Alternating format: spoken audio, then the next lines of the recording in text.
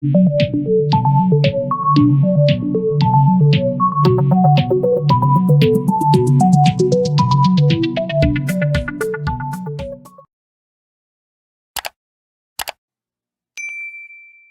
back guys to GTS Garage. Today we are going to look at some tech, and that tech is going to be the Microsoft Azure Cloud Service.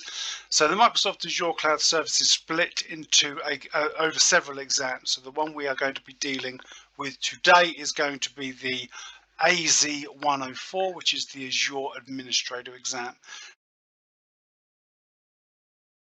Let's just talk about why resource groups are used. Resource groups are used to or created to manage, so you can set a management group at each resource group you have. You can also set it based on location. So I'm based in the UK, so all my resource group will be based in the UK, and that's going to give me the best performance. But if I had an office in, or if I had a branch in the US, I wouldn't create resource groups for them in the UK, as their performance would be hindered by that. So you create resource groups based on where the people are accessing those resource groups from. I'm now going to create a resource group in the UK. So on this, I'm assuming that you are already subscribed either through a pay-as-you-go or through a Microsoft free account. And if you're through a free account, I shall give the link below. So if you need to set one of those up, you can do. Very simple, but you will need a credit card to pay for resources outside. I think it's $200 per month you're given free, but they will insist on having a credit card as well, even though you won't get billed for it. So going through the resource groups, we are going to create a new one by the add button. So we create the add. Resource group name is going to be my resource group 1. We'll start with number 1.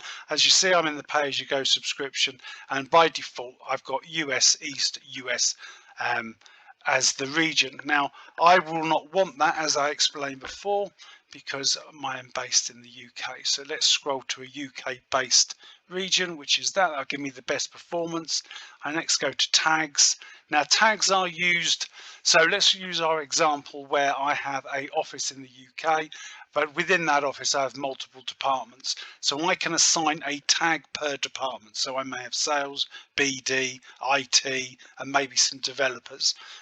Now as I create these resources and I assign them to each of my departments, at some point I may need to go and do some cost analysis on what that department is doing, and the use of tags is a great way of kind of granularly being able to dig down into that kind of cost analysis based on groups. So let's have a quick, we will create a tag is going to be RG1, and the value for that is going to be UK West, and that gets the tags created. Validation pass, so it always goes to a validation process, and then we go into create. So that is going to create my resource group 1.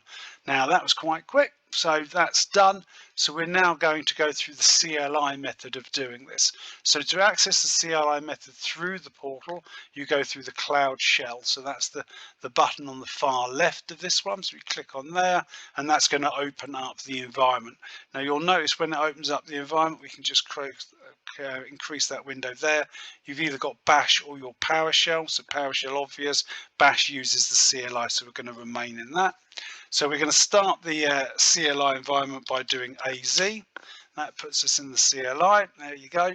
And we are going to create our second resource group through the CLI. So we start with AZ, create, no we don't, AZ, group, create, location, UK West, and the name of the resource group we want is my resource group, not spelled correctly, my resource group, and we're going to have 2. Now tags on this one, we are going to use RG2, and then equals UK West, click on there. So in the Microsoft design, what they're going to do is give you a script, and they will remove elements of that script, and then they will give you those elements under A, B, C, D, or E, and you need to identify which is the correct command as you go through. So there's normally 2 or 3 missing commands out of each script, and you just need to go through those. So you would get used to looking at scripts and what they do, and it'll put you in a good mind for that. So it always gives the idea of the subscription. If you have more than one subscription, you may need to set your subscription before you start creating resources and resource groups through the CLI. The location is correct, managed by, so I haven't set an other owner, so by default it will make myself the owner, my account owner. The name of the resource group is 2, properties, provisioning status succeeded, UK West, tags is RG in UK West. So that should now, if we go back up to the window, go into home, resource groups, we should now see a second resource group being created. That's done, and as you can see, let me just close that window there. You have a number of different elements to that resource group, so you can look at deployments. So deployments tell you what you've deployed within that resource group. You can do security on that resource group. Policies, you can apply policies to that resource group. And there's the properties, so it gives you the properties, the name, the location ID, resource ID, subscription ID, so you can find your information there. Locks is if you can add a lock to it, so you can prevent that resource group from being deleted. There's your cost analysis. So you can set your cost analysis based on tags, and then that will go through. It'll open up nothing to display because there's nothing within that resource group. Once you start adding resources to the group, you will then start accruing a cost. So it'll give you accumulated costs, and it'll give you forecasted costs as well. Okay, with those created, we're now going to go through the process of deleting them. So there are a couple of ways of deleting resources and resource groups. So the first way we're going to do it is through the Azure Portal. So we're going to open that one up. So we're going into My Resource Group 1. We can see the Delete Resource Group option at the top. So if you delete the resources within each resource group, you're going to have to type the words yes before you get the delete option. If you go through the delete resource group at the group level, you then have to enter the name of the resource group before you are able to do that. So once we've done that, we have the delete option. We are going to press that, and that will go through the process of deleting My Resource Group 1. Now, if we go back, I'm now going to use the CLI to delete the second resource group. So again, we're going to open up the Cloud Shell. We're going to wait until that comes up, the CLI environment comes up. We are once again in Bash. We start AZ, that gets us into the CLI environment, and we start with AZ group delete, and then we say name, which is My Resource Group 2. And we confirm, and you just press yes, and it stops the confirmation box coming up.